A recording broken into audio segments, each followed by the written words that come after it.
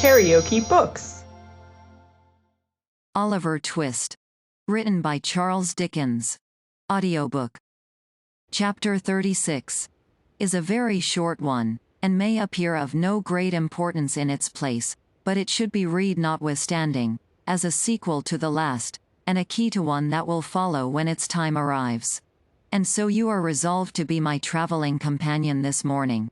Eh? Said the doctor, as Harry Maylie joined him and Oliver at the breakfast table. Why, you are not in the same mind or intention 2 hours together. You will tell me a different tale one of these days, said Harry, coloring without any perceptible reason. I hope I may have good cause to do so, replied Mr. Losberne, though I confess I don't think I shall. But yesterday morning you had made up your mind, in a great hurry, to stay here, and to accompany your mother, like a dutiful son, to the seaside. Before noon, you announce that you are going to do me the honor of accompanying me as far as I go, on your road to London. And at night, you urge me, with great mystery, to start before the ladies are stirring. The consequence of which is, that young Oliver here is pinned down to his breakfast when he ought to be ranging the meadows after botanical phenomena of all kinds. Too bad, isn't it, Oliver? I should have been very sorry not to have been at home when you and Mr. Maylie went away, sir, rejoined Oliver. That's a fine fellow, said the doctor. You shall come and see me when you return. But, to speak seriously, Harry, has any communication from the great Nobbs produced this sudden anxiety on your part to be gone?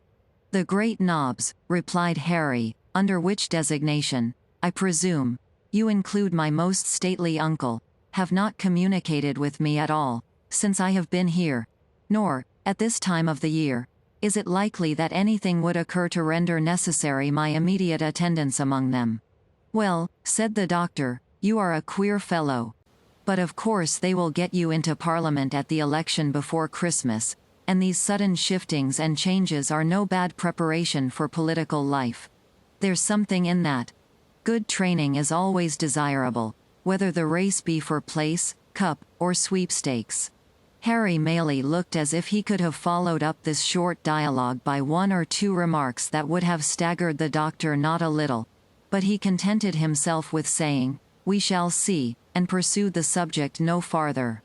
The post-chaise drove up to the door shortly afterwards, and Giles coming in for the luggage, the good doctor bustled out, to see it packed. "Oliver," said Harry Maylie, in a low voice, "let me speak a word with you." Oliver walked into the window recess to which Mr. Maylie beckoned him, much surprised at the mixture of sadness and boisterous spirits, which his whole behavior displayed. "You can write well now?" said Harry, laying his hand upon his arm. "I hope so, sir," replied Oliver. "I shall not be at home again, perhaps for some time. I wish you would write to me. Say once a fortnight. Every alternate Monday. To the General Post Office in London. Will you? Oh. Certainly, sir. I shall be proud to do it," exclaimed Oliver, greatly delighted with the commission. "I should like to know how my mother and Miss Maylie are," said the young man, "and you can fill up a sheet by telling me what walks you take, and what you talk about, and whether they, I mean, seem happy and quite well. You understand me?" "Oh. Quite, sir, quite," replied Oliver. "I would rather you did not mention it to them," said Harry, hurrying over his words, "because it might make my mother anxious to write to me oftener, and it is a trouble and worry to her. Let it be a secret between you and me, and mind you tell me everything. I depend upon you." Oliver, quite elated and honored by a sense of his importance, faithfully promised to be secret and explicit in his communications. Mr. Maylie took leave of him, with many assurances of his regard and protection. The doctor was in the chaise. Giles, who, it had been arranged, should be left behind, held the door open in his hand, and the women servants were in the garden, looking on. Harry cast one slight glance at the latticed window, and jumped into the carriage. "Drive on," he cried, "hard, fast, full gallop. Nothing short of flying will keep pace with me, today. Halloa! cried the doctor, letting down the front glass in a great hurry, and shouting to the postilion. Something very short of flying will keep pace with _me_. Do you hear?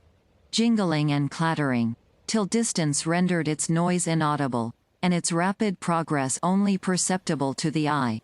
The vehicle wound its way along the road, almost hidden in a cloud of dust, now wholly disappearing, and now becoming visible again, as intervening objects, or the intricacies of the way, permitted.